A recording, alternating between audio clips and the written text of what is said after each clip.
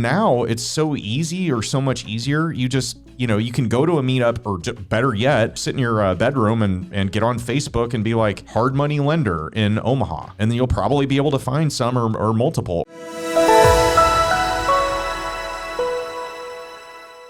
Leveraging. I mean, all they're doing is they're leveraging our capital. We're leveraging their expertise. We're getting compensated for it.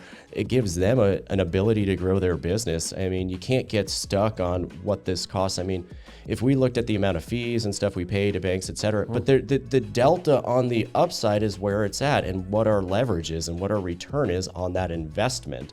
It doesn't, you can say something costs something, and I think that's where you get stuck at, but it's not a cost. It's an equity upside. There's an upside to it, and that's really what it is. So not many bankers understand it. And then a lot of people that I know, but family, personally, friends, they don't understand, like, how is someone borrowing for 18%? But the people that understand it, the people that we roll in circles with, are like, this is amazing.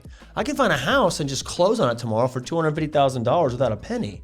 Because you're making money out of nowhere. Obviously, you have to do the work, et cetera, but you are creating something with zero of your own dollars. You can be broke, but have the experience and find the deal, or partner with somebody that has the experience, and you can get this done. You can create something out of nothing, and this actually just flows into the deal.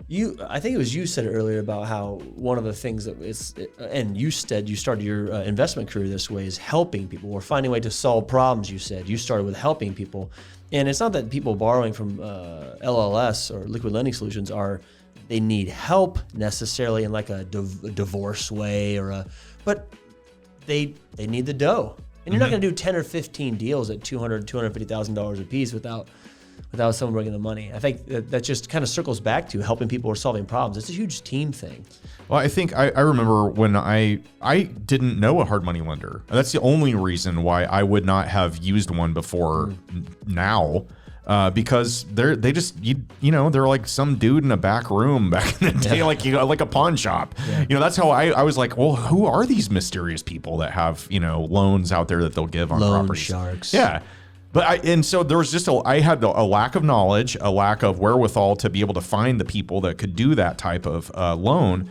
Otherwise, I would have used them. And now it's so easy, or so much easier. You just, you can go to a meetup, or better yet, sit in your living room or sit in your bedroom and get on Facebook and be like, hard money lender in Omaha.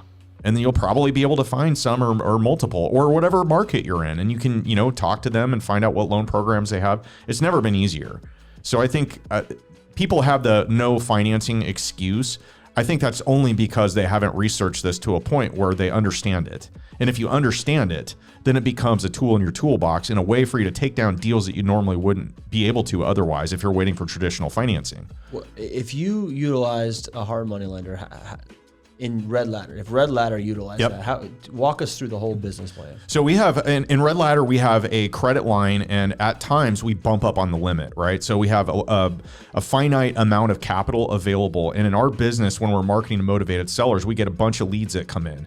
And it just so happens that sometimes a lot of those will come in all at once. So we're very heavy on our credit line, right? So we don't want to turn you can't just stop your business. So we looked at, okay, what other ways can we continuously keep adding inventory and dispositioning it to keep the train moving forward?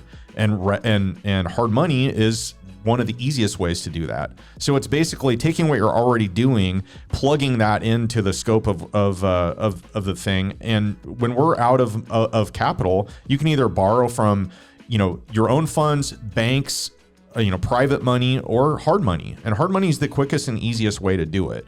Is it more than you would pay in interest? Yes, if you went to a line of credit at a local bank. But who cares if you're able to take a deal down in 3 days? Yeah, but to what Colin said earlier, I mean, overall, what you end up paying after it's all said and done through the closing fees and the waiting amount of time, or the fact that you may not even get the deal because this person wants to sell you their home in 5 days, the bank's not going to close for you. You might have lost the entire profit, the entire $20,000 profit you talked about earlier. It's like not wanting to partner with anybody, and that's what we are at LLS. We're a partner. That's like somebody has a deal, or you have the capital, but you don't want to do it because you want the whole deal. We talk about this the whole time. Do you want a full grape or you want a quarter of a watermelon? You want a quarter of the watermelon. There's a lot more substance to it. You can get a lot more out of it. You share it because of the partnership. If you just want to do those things, then you can go. And there's nothing wrong with this, but you work at your W-2, you save every dollar, you get enough for a down payment, you use that, you sit on it, you keep saving up the money, and you go buy another property. And there's nothing wrong with that. But if this is your business and you want speed, having access to capital, whether it's hard money, whether it's private lenders, whatever it is, it's going to give you the ability. It's also going to remove roadblocks from you. I think at the beginning, everybody that starts is limited to the dollars that's in their checking account, and that's how they view the lens of real estate. I can't buy multifamily. I don't have $100,000 for a down payment. I've got $20,000. So my limit is a $100,000 property, and that's it. And that's typically where it stops.